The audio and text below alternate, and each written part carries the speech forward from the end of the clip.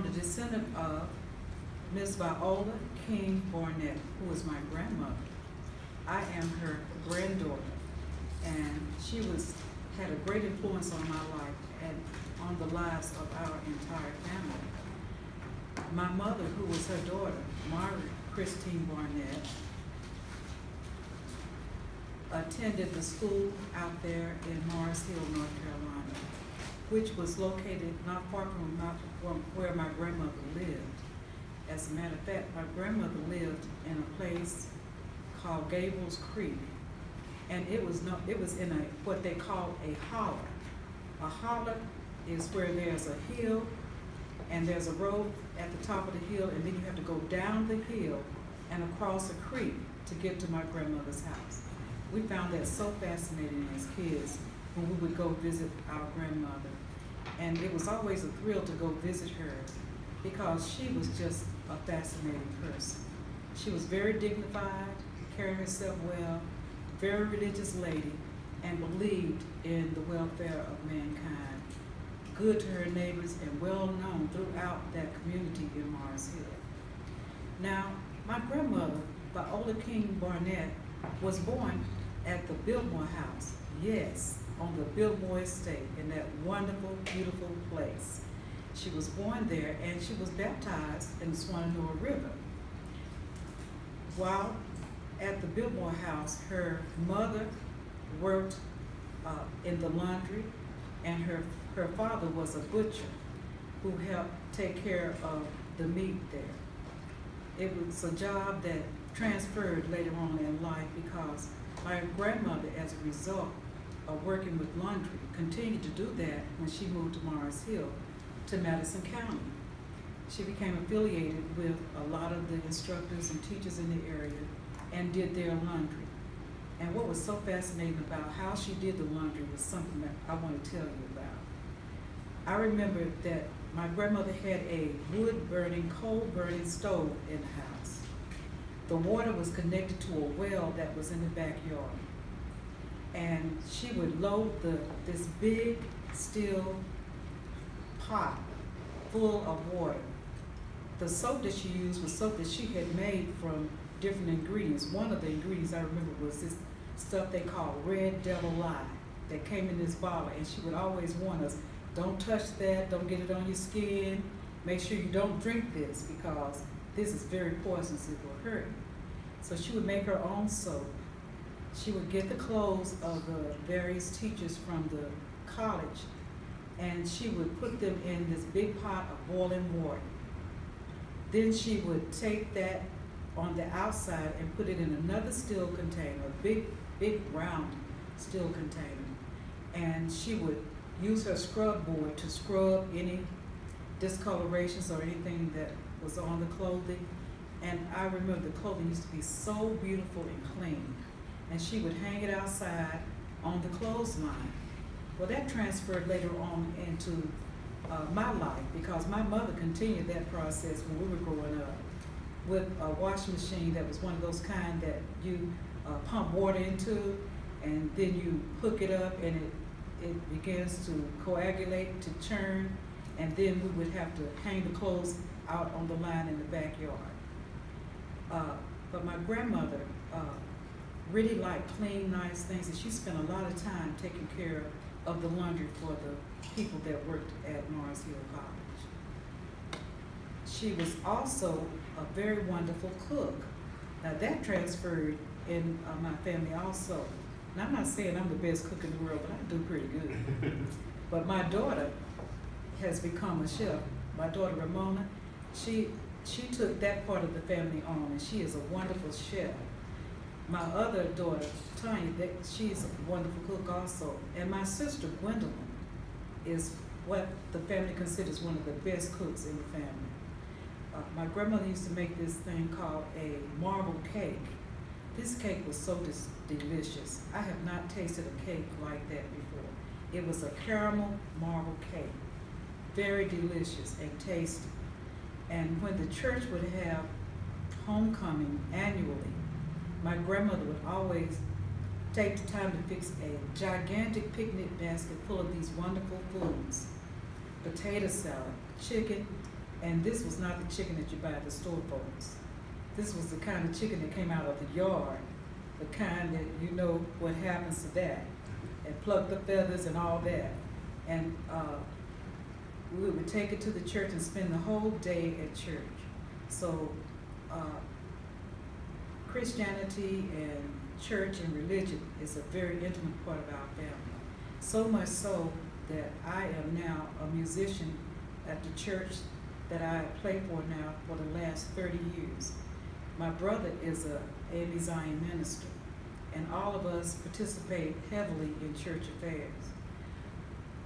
So all of this is a result of the start from my grandmother, who promoted that long ago when she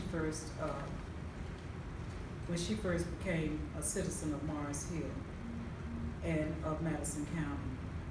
Grandma loved education. So there were 9 kids in the family, and of the 9 kids, they all were educated. But my grandmother wanted them to go further than just the 8th grade, which was the limit of educational learning at the time in Mars Hill. So she petitioned the Board of Education and the state and the governor and sent a letter and asked that the children of Madison County be allowed to further their education further than just the 8th grade. Her petition was granted, and so she became the precursor of secondary education for Madison County, which she is well known. And my grandmother worked hard in her community. She was well known in the community, well loved by all. And as a matter of fact, her life became so valuable and so instrumental to the community in Mars Hill that they honored my grandmother.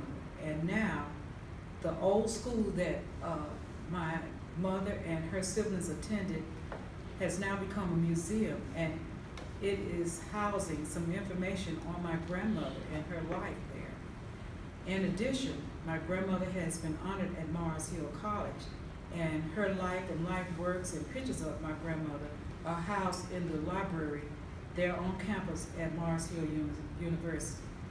In addition, my grandmother was included in a traveling museum that has traveled all over the United States and now is housed at UNC Chapel Hill, where she was one of the heroic women of her time. And so I am so proud of my grandmother and the things that she accomplished. Although a lot of those things were not known until later on in life, my grandmother she still emerged as a heroine, because in 2017, for Black History, my grandmother was honored in the Asheville Citizen Times newspaper with a full page write-up about her and her activities. There's also a book that was written that contains information about my grandmother, and it's called Hope and Dignity. And the person who wrote the book was Emily Herring Wilson, and she has a lot of information about my grandmother there, about Viola Barnett and her life. And so if you're ever interested, you can look that book up. It's called Hope and Dignity, and it was published by Emily Herring Wilson. My grandmother loved gardening, so that transferred to my mother. I cannot tell you how many times that we had a garden in our backyard in the city of Asheville, trying to raise a few little garden crops like tomatoes, green beans, okra, corn, and these are things that transferred from my grandmother and her love of the garden. And I remember every year during the summer, I would go to my grandmother's house to spend a week with her out in Mars Hill. Can you imagine going off the road, the main highway, going down in that holler, going across a creek to this little house sitting kind of halfway up a small mountain, and there was nothing there. There were no neighbors, there were no cars, there was nothing there. It was so quiet, and at night it was pitch black. You couldn't see anything. So there was no sitting out on the front porch. You had to go inside. And it was so quiet, but I loved going every year just so I could hear my grandmother tell me stories about her family and family members, which I wish I had taken more information on so that I could know more to tell you about.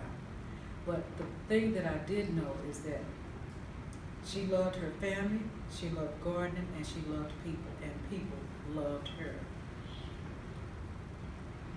My grandmother's husband's name was Oliver Barnett, and I don't know much about him because he passed away before I was even born. And my grandmother had 9 children. So, you know, that's a big family, even in today's terms, in any terms, 9 children.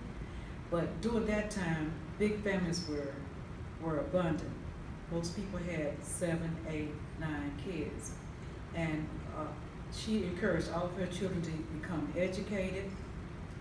Out of the children, I have one uncle whose son became a math instructor at the University of Tennessee.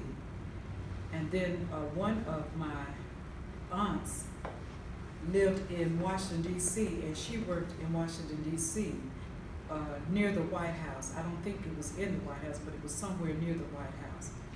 And everybody in the family believed in education. As a consequence, my mother had 4 children. Margaret Christine Barnett Felder had 4 siblings, and all 4 of the children are college educated. My brother, Dr. Nathaniel Felder, has his doctorate degree. My brother Nathan Felder had a master's degree in linguistics. My sister Gwendolyn Felder Barton has a master's degree and worked as a guidance counselor for many years in New Jersey. And I have my degree and have worked in the Ashland City School System. I've taught at UNCA for 6 summers teaching the gifted kids science and social studies. And I have always been in education, which is an area that I love and that I know came from my grandmother's enthusiasm towards education during the time that she was alive. So these kinds of things are far-reaching. We don't realize that at the time that they're taking place, but we see the results of those as our lives continue. So I am very proud of my heritage, proud of my grandmother, and I remember seeing her, as I picture her in my mind, I remember seeing her always coming to the door with this beautiful smile on her face. And she always wore an apron, and she would make the best biscuits. Those biscuits were so good, people, that my brothers, I have 2 brothers and a sister, we would get up the next morning and race to the kitchen to see who would get the last biscuit before she made another batch. And they were delicious. She made her homemade jellies, and all kinds of goodies that were there. Pickles, all kinds of relish, and all those kinds of things. And so, those are wonderful memories, and I was happy to be able to share all of those things with you. Thank you.